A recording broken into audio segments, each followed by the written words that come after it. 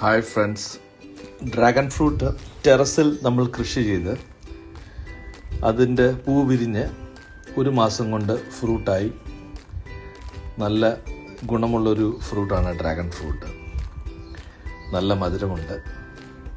ശരിക്കും വലിയ മെയിൻ്റനൻസ് ഒന്നും വേണ്ട. നമുക്ക് ആ ഒരു ബക്കറ്റിൽ അത് കൃഷി ചെയ്ത് ഇടയ്ക്ക് സ്വല്പം എല്ലുപൊടിയും കുറച്ച് വേപ്പിൻ പിണ്ണാക്കും കടലപ്പിണ്ണാക്കും ഒക്കെ ഇട്ട് അതിനെ വളർത്തിയെടുത്താൽ നമുക്ക് നമ്മുടെ വീട്ടിൽ ടെറസിൽ നല്ല വെയിൽ കാണാം. ഡ്രാഗൺ ഫ്രൂട്ടിന് അധികം വെള്ളവും വേണ്ട.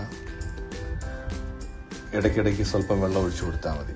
അപ്പം നമുക്ക് നല്ല വെയിൽ, ടെറസിലാകുമ്പോൾ നല്ല വെയിൽ കിട്ടും. അപ്പം എല്ലാവർക്കും ഈ കൃഷി ഒന്ന് പരീക്ഷിച്ച് നോക്കാവുന്നതാണ്. Thank you.